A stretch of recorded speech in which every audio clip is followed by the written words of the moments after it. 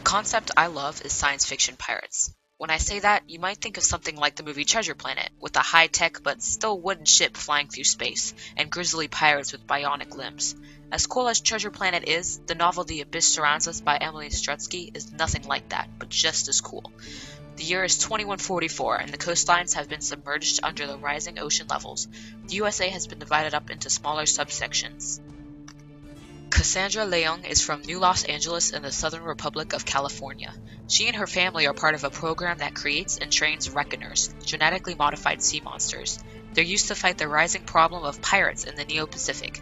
On Cass's first voyage with her reckoner Derma and their companionship, Cass is taken prisoner by a crew of such pirates, led by Captain Santa Elena. They force her to raise a reckoner for them, the first to be in the hands of pirates. Although the plot may make the story seem altogether distant and otherworldly, 126 years in the future isn't that much, all things considered. It's around the time your grandchildren could be killed by pirates while on a cruise ship, because all the old people will be on cruise ships, because if you look at the map again, Florida's just gone. The novel connects to our lives through grim, borderline pessimistic themes that the average person may deal with at dark times in their lives. It includes themes such as the inner struggle of self-preservation versus morality/upbringing, the idea that responsibility isn't chosen, it's forced upon us, and the idea that people can't be categorized as just good or bad. While these may seem dark for a young adult fiction novel, they can also be important life lessons. Responsibility plays a large role in The Abyss Surrounds Us. Characters have their lives forced into each other's hands, their lives dictated by what they have to protect. Cass has to deal with raising a creature large enough to take down ships and swipe helicopters out of the sky. If she fails, she'll be killed, naturally. The captain compares Cass's relationship with Bao, the reckoner, to motherhood. She says, "People always tried to tell me that motherhood was this beautiful, sacred, precious thing, but God is my witness, motherhood's nothing but a hot mess." It's a fair comparison, seeing as the Captain Santa Elena is also a mother, noted several times to have taken her ship single-handedly with her baby strapped to her back. Cass, a teenager, protests the idea of being a mother, but Santa Elena goes on to say, "You're living to keep something else alive, Cassandra. What else could that make you?" Another relationship is that of Cass and Swift, who are also responsible for each other's lives. Cass relies on Swift to protect her from the rest of the crew, some of who want her dead. Swift depends on Cass to raise Bao for the captain, or her skin's on the line too.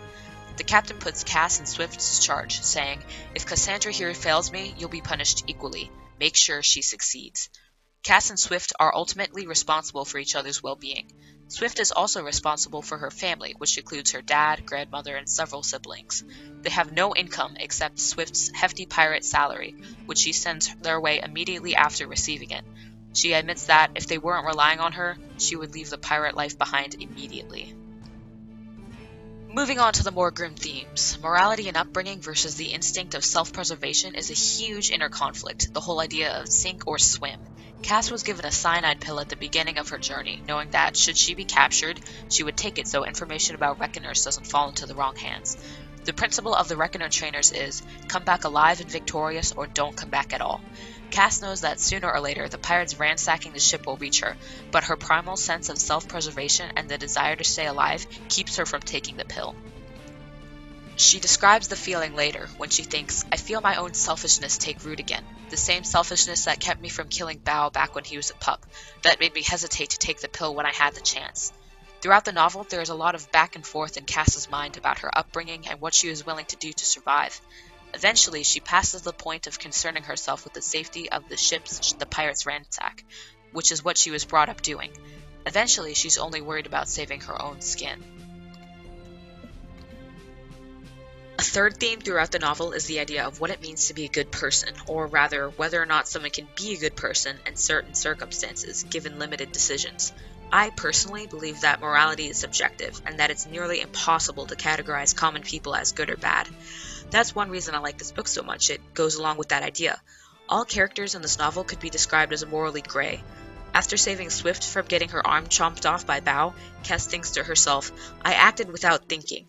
Maybe there's some instinct deep inside me that wants to save people. Maybe I'm a good person at the core.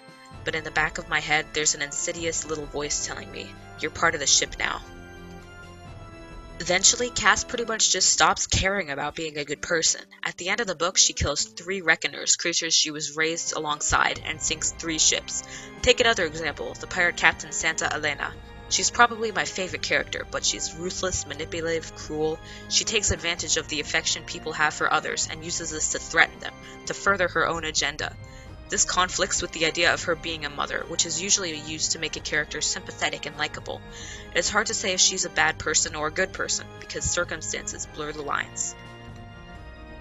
Overall, The Abyss Surrounds Us is a great book with incredible world building and realistic themes. The characters are diverse, well-written, and complex. The novel deals with things like morality and upbringing versus self-preservation, responsibility, and what it means to be a good or bad person.